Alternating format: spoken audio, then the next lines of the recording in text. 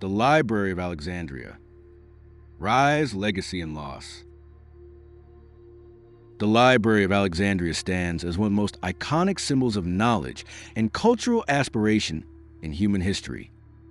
Founded in ancient Egypt under the rule of the Ptolemaic dynasty, the library aimed to collect all the world's knowledge. Despite its eventual destruction, its legend continues to inspire scholars and historians alike. Founding and purpose. The Library of Alexandria was established in the early 3rd century BCE under the reign of Ptolemy Soter I, a general of Alexander the Great, who became ruler of Egypt after Alexander's death. Influenced by Greek ideals of knowledge and culture, Ptolemy I envisioned Alexandria not just as a trade center, but as a cultural and intellectual capital. The project was brought to full scale by his son, Ptolemy II Philadelphus, who formalized the institution and dramatically expanded its holdings. It was constructed as part of a larger academic complex called the Mouseion, or Temple of the Muses, which functioned much like a university, hosting scholars from all over the Mediterranean and Near East. The library's ambition was vast: to gather every book from every culture in the world. Ptolemaic rulers sent agents across the known world to collect scrolls. Ships arriving in Alexandria were searched for manuscripts, which were copied, the originals kept, and the copies returned. The Ptolemies even borrowed texts from foreign libraries under the pretense of duplication, and often never returned them, famously doing so with the official Athenian copies of works by Sophocles, Euripides, and Aeschylus. Growth under royal patronage. Several Ptolemaic rulers contributed to the library's growth. Ptolemy III Euergetes, r. 246 to 222 BCE, aggressively expanded the collection. He reportedly added tens of thousands of scrolls and built a second library in the Serapeum, a temple to the Greco-Egyptian god Serapis, to house overflow material.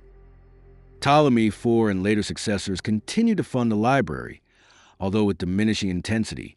Nonetheless, the intellectual atmosphere in Alexandria remained vibrant for centuries. Additionally, Demetrius of Phaleron, a Greek scholar and statesman exiled from Athens, played a critical advisory role in shaping the library during its early years. He helped define its cataloging system and likely influenced its early collecting priorities. Scholars and achievements. The library was not just a repository of scrolls. It was a thriving hub of research and discovery. It attracted many of the greatest minds of the ancient world. Euclid, who wrote Elements, the foundational text in geometry. Eratosthenes, who calculated the circumference of the earth with remarkable accuracy. Herophilus, an early anatomist who conducted systematic dissections and made groundbreaking observations about the brain and nervous system. Callimachus, who created one of the first known library catalog systems. The Pinox, listing authors and genres across the library's holdings. The library also played a major role in translation and cultural integration, most notably in the production of the Septuagint, a Greek translation of the Hebrew Bible commissioned for the Jewish community in Alexandria. Location and architecture. The main library was part of the Mouseion, a large complex dedicated to muses, located in Alexandria's royal quarter near the harbor. This quarter was home to palaces, temples, and elite institutions. Think of it as the ancient world's equivalent of a university campus combined with a royal research institute.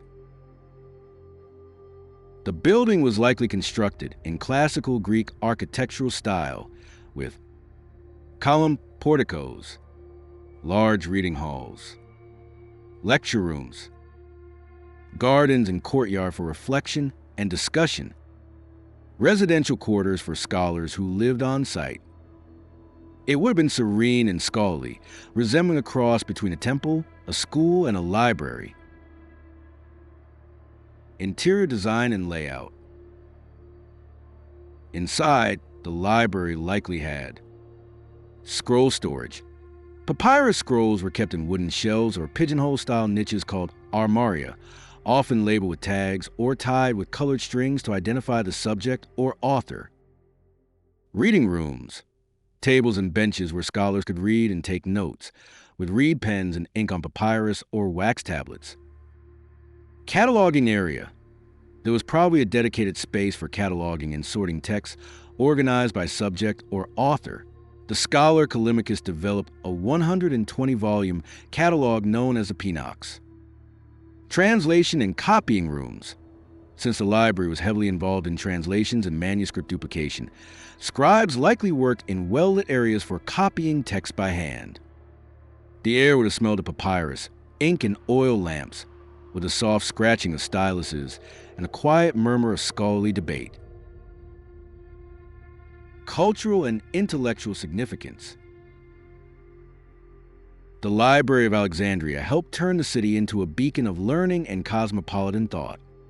It preserved and translated works from a multitude of civilizations: Greek, Egyptian, Persian, Indian, and Mesopotamian.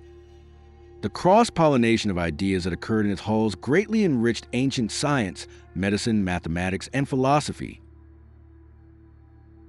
This intellectual heritage laid the groundwork for much of the knowledge later revived during the Islamic Golden Age and European Renaissance. Destruction and decline. The decline of the library was gradual, not the result of a single event, but rather a series of unfortunate and sometimes violent episodes. Julius Caesar's fire, 48 BC. During his conflict with Pompey, Caesar set fire to ships in Alexandria's harbor. The flames reportedly spread to parts of the city, possibly destroying a warehouse used by the library to store additional scrolls. Palace War in Aurelian, 270 CE. In the midst of civil strife, Emperor Aurelian's forces damaged Alexandria's royal quarter, where the Mausoleum and original library were located. This likely dealt a fatal blow to the main collection. Christian suppression of pagan institutions, 391 CE. Under Theophilus, the Patriarch of Alexandria, the Serapeum was destroyed, part of a broader Christian campaign to eliminate pagan worship and philosophy. If the library's secondary holdings were stored here, they would have been lost. Islamic conquest, 642 CE. Centuries later, Arab sources, though disputed, claim that Caliph Omar ordered the remaining texts destroyed, stating, "If these books agree with Quran, they are redundant. If they disagree, they are heretical." Many historians doubt this account, suggesting that by the time of the Arab conquest, the library had already vanished. Conclusion, legacy, and impact. The destruction of the Library of Alexandria is often cited as one of the greatest cultural losses in history, not only because of what was lost, but because of what might have been. It is believed that countless works of science, literature, philosophy, and history were either destroyed or never duplicated elsewhere. Entire schools of thought, ideas, and inventions may have vanished before they could influence future generations. Its loss arguably delayed the progress of science and knowledge in the Western world by centuries. Imagine if original works from Babylonian, Indian, or early Chinese thinkers had been preserved and translated centuries earlier. Human understanding of mathematics, medicine, or astronomy might have advanced much faster. But despite its physical disappearance, the idea of the library lived on. It inspired later centers of learning, such as the House of Wisdom in Baghdad, Renaissance libraries in Europe, and today's global network of universities and digital archives. It also set a precedent for the belief that knowledge should be collected, preserved, and shared freely. In a modern world increasingly concerned with data preservation, cultural heritage, and access to information, the story of the Library of Alexandria remains hauntingly relevant. It serves both as a beacon of intellectual aspiration and a warning of how fragile that legacy can be. Yet its legacy endures. The library's ambition to gather and preserve all human knowledge continues to inspire modern institutions, from the Library of Congress to the Internet Archive. It also set the precedent for scholarly collaboration and open intellectual exchange across cultures. In today's digital age, where knowledge can be shared across the world in seconds, the dream of the Library of Alexandria is closer to reality than ever before. Its story is a poignant reminder of both the power of knowledge and the importance of preserving it for future generations. Hope you enjoyed the video. Please like and subscribe for more content like this.